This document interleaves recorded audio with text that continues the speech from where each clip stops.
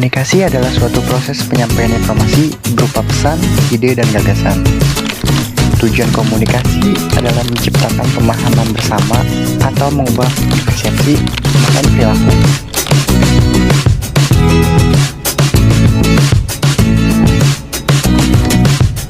Masalah yang paling sederhana dan sering muncul dalam berkomunikasi dikarenakan kurangnya keterampilan mendengarkan. Maka dari itu, dibuat video ini agar mengetahui pentingnya mendengarkan dalam komunikasi. Assalamualaikum warahmatullahi wabarakatuh. Halo semuanya. Kenalin, nama gue Sarah Ristiwatami. Dan gue Ginta Rahmat. Kami dari Universitas Muhammadiyah Tangerang, jurusan Ilmu Komunikasi. Sini kami akan sedikit menjelaskan tentang keterampilan mendengarkan dalam sebuah komunikasi. Selamat mendengarkan. Di zaman sekarang, orang-orang berlomba-lomba untuk bisa berspeak up, ikut kursus berpublic speaking, berbicara di depan banyak orang, seperti di ruang lingkup kantor, kampus, sekolah, dan lain-lain. Tetapi, mereka tidak mengetahui bahwa mendengarkan tak kalah pentingnya dari berpublic speaking, karena mendengarkan adalah sebuah seni. Kata mendengar dan mendengarkan sangat berbeda. Ya, walaupun katanya hampir sama. Mendengar.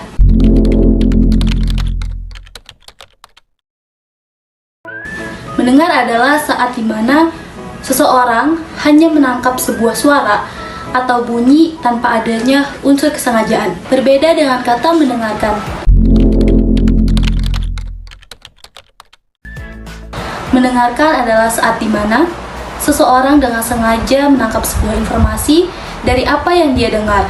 Dengan kata lain, mendengarkan adalah dua perpaduan antara indera pendengaran dengan pikiran yang terus berjalan. Ada dua sikap yang terjadi ketika kita berkomunikasi dengan orang lain. Dan tanpa kita sadari, dua sikap tersebut mampu mengurangi kemampuan kita dalam berkomunikasi dengan orang lain. Yang pertama adalah mendengar sekedarnya. Apa sih yang dimaksud dengan mendengarkan sekedarnya? Dan bagaimana contohnya? Di sini saya akan menjelaskan apa itu mendengarkan sekedarnya. Mendengarkan sekedarnya adalah posisi di mana kita ketika berbicara dengan orang lain, akan tetapi kita fokus dengan hal lain. Seperti kita diajak berbicara hanya mengangguk, hanya menjawab, oh iya, oh begitu, dan nah bagaimana. Respon tersebut kurang enak, karena kita merasa tidak dihargai oleh orang lain. Alangkah baiknya ketika orang lain berbicara dengan kita harus merespon dengan empati kita. Karena dengan itu, lawan bicara akan merasakan bahwa dia dihargai oleh kita. Yang kedua adalah memberi saran tanpa diminta.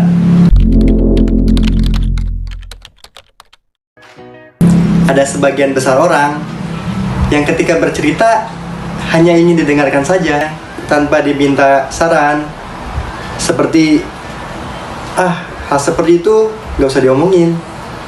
Hal seperti itu sangat mudah. Hal seperti itu saya juga pernah mengalami.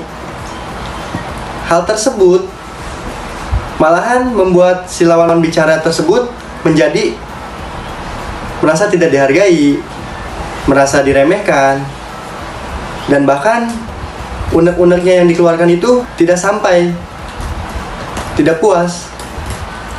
Tahu nggak sih, ada 3 komponen mendengarkan dalam komunikasi. Yang pertama adalah memahami, menahan, dan menanggapi. Coba dong jelasin apa yang dimaksud 3 unsur tersebut. Oke, jadi gue bakal ngejelasin tentang konsep yang pertama nih, komponen yang pertama, yaitu memahami.